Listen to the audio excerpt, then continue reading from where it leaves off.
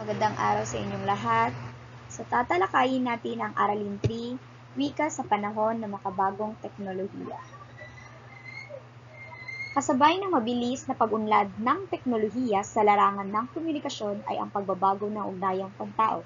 Kasama sa pag-usad na ito ay ang bagong usbong na gamit ng wika para sa internet at social media. Sa araling ito, tatalakayin ang kalagayan ng wika sabay sa pag-inog ng modernong panahon kung saan lumilitaw ang mga makabagong pamamaraan ng pakikipagkomunikasyon, partikular sa internet at social media. Internet, network o daluyan ng pandaigdigang komunikasyon na bumabagtas sa mga kompyuter sa buong mundo. Paraan din upang magpalitan ng impormasyon sa iba na impormasyon. Social media, website at application na nangangailangan ng internet at computer o anumang mobile devices. Daan din upang makalikha, makapagbahagi, makipagpalitan ng impormasyon at idea sa pamamagitan ng teksto, larawan at video. For example, ana is ang Facebook, Twitter, Instagram, LinkedIn, and YouTube. Tatalakayin naman natin ang wika sa internet at social media. Isa rito ang nakapagdodokumento ng mga alaala.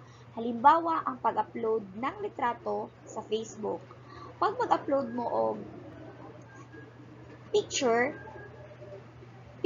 sa Facebook, maaalala mo ang mga caption or mga nakatag na tao sa larawan. Isa rin ang nagtuturo ng mga bagong kaalaman. Halimbawa, panonood ng cooking show sa YouTube upang matuto sa mga putahe. The advancement of technology is very convenient nowadays because kung natay wala na hibalaan, it's very easy to search through YouTube or via internet or social media. Isa pa nito ang naipakilala ang sarili. Halimbawa, paglalagay ng credentials sa link upang makita ng kumpanyang naghahanap ng empleyado. Like for example, nag-post ka na, you needed work, and then naana dito ang imuhang mga credible na information like your name, address, contact number, so that easily nga maka-contact ang isa ka vacant na work. Other is bumubuo at nagpapanitili ng mga ugnayan. Halimbawa, sa tulong ng Facebook, nalalaman kung sino ang mga friends ng iyong mga kaibigan na maaari mo ring maging kaibigan sa pamamagitan ng pagpindot sa icon na add friend. Like for example, added example is like friends sa imuhang friend is crush nimo. So edible siya na ma-add nimo just because na ang icon na add friend and manosad nimo sa friend list kung kinsa iyang friend. Isa pa ang nakakalikha ng bagong content na maibabahagi sa mga mambabasa at tagapakinig. Halimbawa, pagsusulat sa Facebook at Twitter ng mga opinyon ukol sa kung sino ang pinakararapat na maging pangulo ng bansa. For example, added example, during the campaign, diba, there's a lot of people na, sige na, kani si Kuan is bagay dyan siya, kaning isa is mas bagay ni. So, na parang opinionated, napoy uban na maging debatable na ang ilang opinion. So, otherwise, isa pa ang nakakapagdulot ng mga bagong paraan ng pagpapahayag. Paggamit ng mga acronym tulad ng LUL or laugh out loud. Like for example, BTW, by the way. Isa pa din ang paggamit ng emoji upang magpahayag ng damdamin. Like for example, you're reacting, heart react. So, it means na-overwhelmed kasi ang kuan, na happy kasi ang message. So, other is Katangian ng wika ng internet at social media. May sariling kakayahan ang wika ng internet at social media na maituturing bilang kanilang katangian. Isa ang informal at personal. Pinapaboran ang casual na wika sa mga video sa YouTube upang mas makahikayat ng mga manonood. No, so through 'di ba via YouTube mas easily na watch og mga video na needed nimo may bal-an ang isa ka things. And then mas dali siya na mo spread ang video and sa YouTube pwede ka nila i-ban kung imuhang video is not kaaya-aya or good.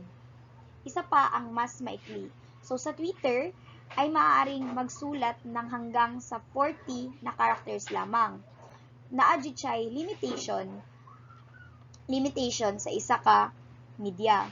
And then, sa dinamiko o pabago-bago, maraming sumusulpot na emojis na may iba't ibang kulay ayon sa lahi ng gagamit nito. Like for example, heart.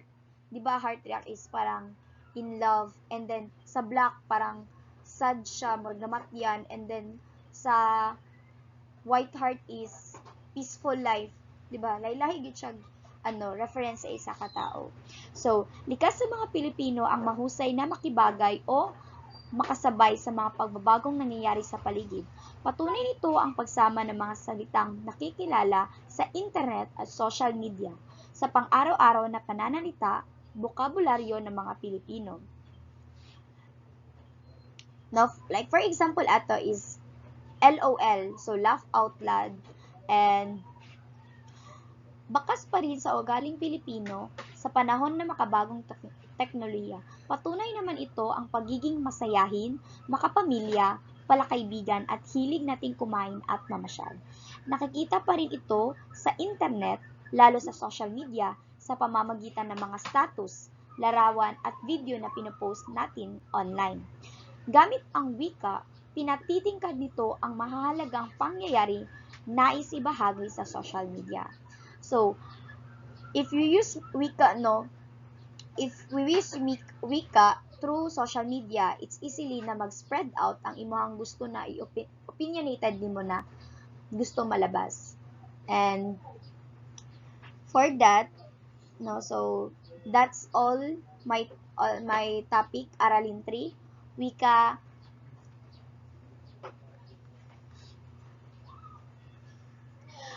sa panahon na makabagong teknolohiya. I hope na ma-understand din nyo. So, thank you guys.